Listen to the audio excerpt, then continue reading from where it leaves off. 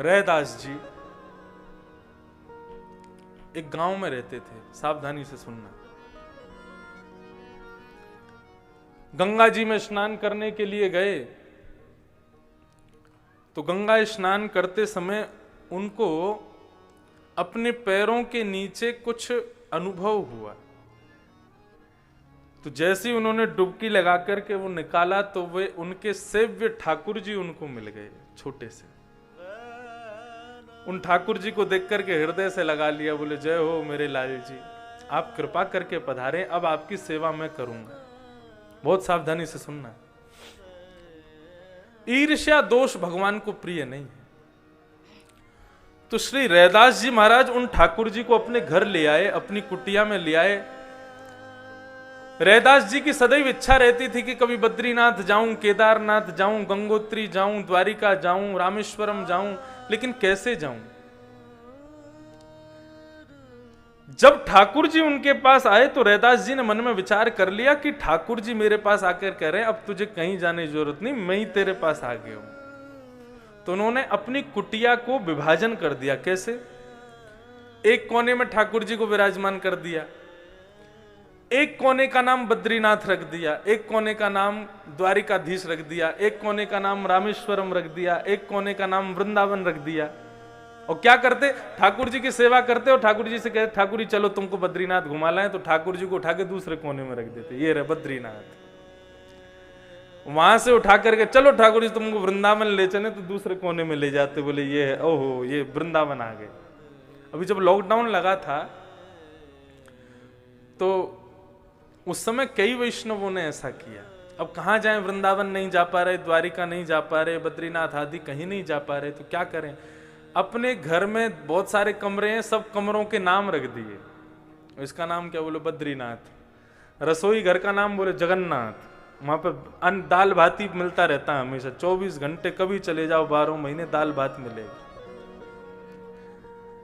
सोने का स्थान जहां पर पौड़ते हैं बोले रंगनाथ, श्री रंगनाथ भगवान से सैया पर पौड़े हुए। दफ्तर का जहां काम कर रहे हैं, अब तो घर से ही सब काम कर रहे थे, तो क्या उसका नाम क्या रखा? बोले द्वारिकापुरी। बोले ये यहाँ पर राजा बनकर के सब काम कर रहे हैं। तो अब घर में आपस में चर्चा चलती तो क्या, कहाँ जा रहे हो? बोले वृंदावन जा रहे हैं। बोले वृंदावन वो रहा। आप कहाँ जा रहे हो? बोले हम जगन्नाथपुरी जा रहे हैं। आप कहाँ जा रहे हो? हम द्वारिकापुरी जा रहे हैं। तो सारे तीर्थ धाम घर में ही भाव से प्रकट हो जाएंगे। श्रीमद् वल्लभाचार्य जी महाराज कहते थे कि भगवान को व्यंजन की पूजा से ज्यादा भाव की पूजा प्रिय है। एक भक्त ने कहा कि मेरे पास इतनी धन सामग्री नहीं है कि मैं ठाकुर जी को विविध विविध पदार्थों से भोग लगा सकूं, क्या करूं? श्रीमद् वल्लभाचार्य जी महाराज बोले पदार्थ खरीद नहीं सकता, लेकिन पदार्थ का चिंतन तो कर सकता है। चिंतन तो फ्री में मिल जाता है, तो क्या करो? बोले ठाकुर जी को सामने विराजमान करके नेत्र बंद कर लो और बोले ठाकुर जी आज आपको पंचामृत से अभिषेक कराएंगे, ये लो दूध से स्नान, ये लो घी से स्नान, ये लो शर्करा से स्नान, ये लो मधु से स्नान। लेना कुछ नहीं है, बस सोचना है कि हम करा रहे हैं। इमेजिनेशन। अब आप लोग वहां बैठे हो, वहां बैठ करके केवल सोच लो आंख बंद करके कि मैं मंच पर खड़ा हूं, तो आपकी जो सोचने की प्रक्रिया है वो पूरे दृश्य को इस प्रकार क्रिएट कर देगी कि आपको लगेगा कि आप सच में मंच पर खड़े हो। तो ऐसे श्रीमद् वल्लभाचार्य जी बोले कि अपने मन में केवल भाव रख लो कि हम ये प्रस्तुत कर रहे हैं, भाव से ही ठाकुर जी प्रसन्न हो जाएंगे। तो उनका भक्त रोज ठाकुर जी का पंचामृत से अभिषेक करता। पंचामृत से अभिषेक करने के बाद में अब गरम गरम जल से अभिषेक किया। ठाकुर जी को बढ़िया सुंदर एक सुंदर वस्त्र से ठाकुर जी के अंगों को पोंछा। ठाकुर जी को बढ़िया मखमल के वस्त्रों से बने हुए वस्त्र अलंकार धारण करा दिए। ठाकुर जी को सुंदर इत्र धराया है। ठाकुर जी के स्वर्ण के नेत्र धराए हैं, स्वर्ण का मुकुट धराया है। ये सारी सेवा केवल सोच रहा है। अब ठाकुर जी तैयार हो गए, चलो दूध भोग लगाओ। दूध रख दिया। दूध फीका है, इसमें थोड़ी सी केसर डालो, इलायची डालो, बढ़िया काली मिर्च डालो। अच्छा चलो चीनी डालो, 1 चम्मच, 2 चम्मच, 3 चम्मच। अरे चीनी तो बहुत ज्यादा हो गई, चलो 1 चम्मच निकाल लो। जैसे ही दूध में से 1 चम्मच निकालने लगा तो भगवान सच में प्रकट हो गए। हाथ पकड़ लिया उसका, जैसे ही नेत्र खोल करके देखा तो सामने द्वारिकाधीश बैठे। बोले प्रभु आप कैसे प्रकट हुए? बोले मैं ये कहने को प्रकट हुआ हूं, तेरी सच की चीनी लग रही है जो तू निकाल रहा है उसको। अरे क्यों निकाल रहा है? लग गई तो लग गई। अब तो भाव ठाकुर जी को अति प्रिय है। हमारे ठाकुर जी जब विचरण करते हैं, घूमने जाते हैं, अमेरिका कनाडा सब जगह घूमे आए हमारे ठाकुर जी। हम क्या करते हैं? और फ्लाइट में बैठे हैं, 16 घंटे की फ्लाइट है, क्या करें? तो गोद में बैठे बैठे ठाकुर जी को बस भाव रख ले, ठाकुर जी देखो 56 भोग आए हैं, गोवर्धन से बन के आए, तो सुगंधी आई आपको, मोहन थार मेवा बाटी मछली मठरी मैसूर पाक सब आइए, देखो पाओ भोग लगाओ। और एक और बात, हम अपने ठाकुर जी के बिस्तर के नीचे 500-1000 रुपए और रख देते हैं कि जगह जगह कहीं पे आपको दुकान मिले तो खुद खरीद के खा लेना। तो ये भाव ही प्रमुख है भक्ति में, सिद्धांत में सबसे श्रेष्ठ भाव ही है। तो श्री रैदास जी अपने ठाकुर जी की सेवा करते थे। कुछ लोगों को उनसे ईर्ष्या होने लगी। बोले इसके पास जो ठाकुर जी हैं इनको धन सिद्ध है, देख रहे हो रैदास पर कितनी कृपा हो रही है, खूब धन आ रहा है, खूब सब संपत्ति अपने आप आ रही है इसके पास।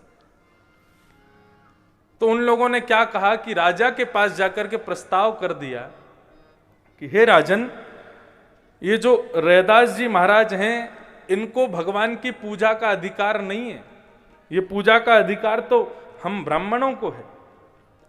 आप इनसे कह करके और इनके ठाकुर जी हमको दिलवा दो। वेद मंत्र आदि वेद पुराणों के सब उन्होंने सब बता दिए नियम कि कहां कहां क्या क्या लिखा है। राजा ने रैदास जी को बुलाया, रैदास जी से कहा कि ऐसे ऐसे बात है, क्या करना चाहिए? बोले आप राजा हैं, आज्ञा करो। ठाकुर जी को मैं तो लाया नहीं, स्वयं पधारे हैं वो। तब राजा ने कहा एक काम करते हैं, अपने ठाकुर जी को हमारे राजभवन में लेके आओ और एक तरफ ये सब लोग बैठेंगे, एक तरफ आप बैठ जाओ, दोनों अपनी पूजा पद्धति से ठाकुर जी को प्रसन्न करने का प्रयास करो, जिससे ठाकुर जी रीझ करके उसकी गोदी में आ गए, ठाकुर जी उसी के। रैदास जी बोले ठीक है, आपकी जैसी आज्ञा। अब तो वो सब लोग जो ईर्ष्या में ठाकुर जी को पाना चाह रहे थे कि इनसे धन आता है, उन्होंने दुनिया भर के पदार्थ, दुनिया भर की सामग्रियां, ना जाने कहां कहां के तीर्थों का जल मंगाया, ठाकुर जी का इससे अभिषेक करेंगे, ये करेंगे, वो करेंगे, और पूरे महाराज राजभवन को सामग्रियों से भर दिया। 56 भोग मंगाए, इतनी सामग्रियां मंगाई, इतने जल मंगाए, इतने घड़े मंगाए, इतने बड़े बड़े विद्वानों को बुलाया। बोले इन सब से रीझ करके ठाकुर जी हमारे पास आएंगे। रैदास जी कुछ नहीं लेके आए, अकेले आए, अपने ठाकुर जी को सिंहासन पर विराजमान कर दिया।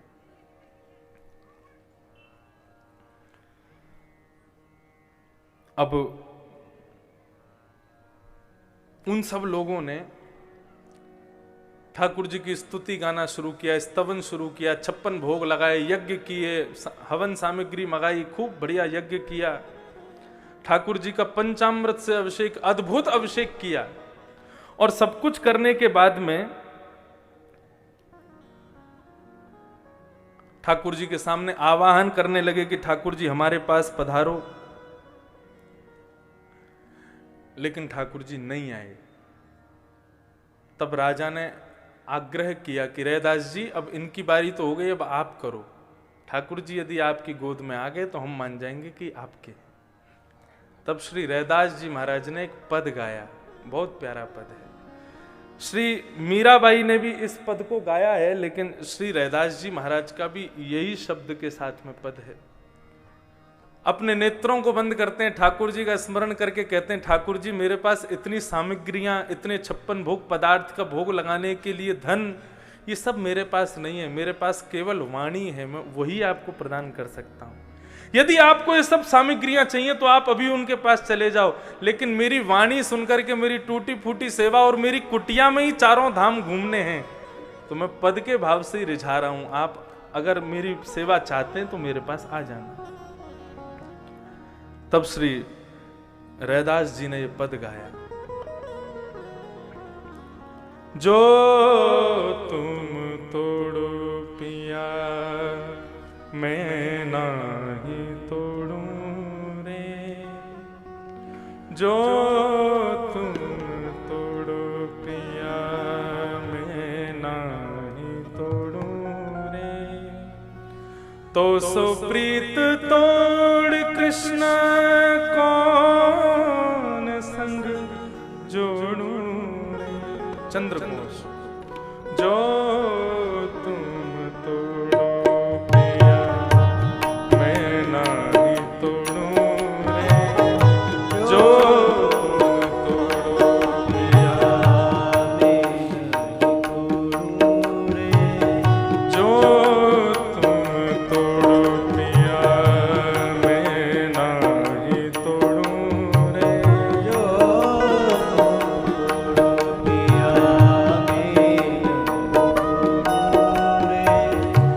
तो सो प्रीत तोड़ राम कौन संग जोड़ू रे। तो सो प्रीत तोड़ राम कौन संग जोड़ू रे। जो तुम तोड़ो राम मैं नहीं तोड़ू रे।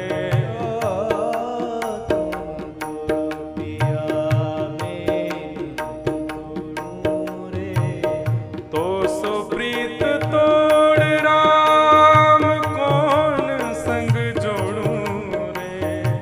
तो सो प्रीत तोड़ राम कौन संग जोड़ू रे। जो तुम तोड़ो राम मैं नहीं तोड़ू रे।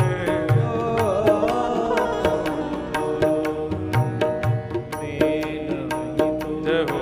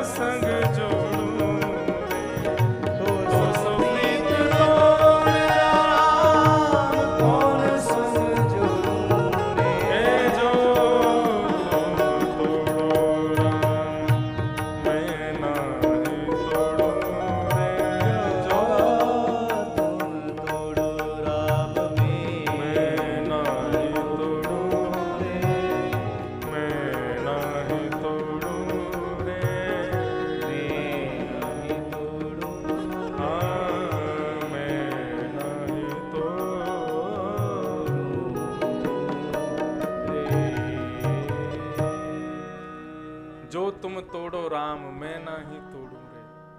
अगर आप उनके पास चले भी जाओगे सेवा के लिए प्रभु, तो भी मेरे हृदय में तो यही भाव रहेगा, सब ही पहर तुमरी ही आशा। दिन भर में जितने प्रहर हैं, मेरी आशा केवल आपसे है, मेरे केवल आप ही हैं जिससे मैं आशा करूं। लेकिन आप आशा करवाने वाले आपके लिए तो हजारों हैं, लेकिन मेरे लिए तो केवल आप ही हो प्रभु, और कोई नहीं है। सब ही पहर तुमरी ही आशा, मन क्रम वचन कहे रैदासा। मन क्रम वचन से मेरी आश केवल और केवल आप हैं और कोई नहीं। और ऐसा भाव गाते गाते,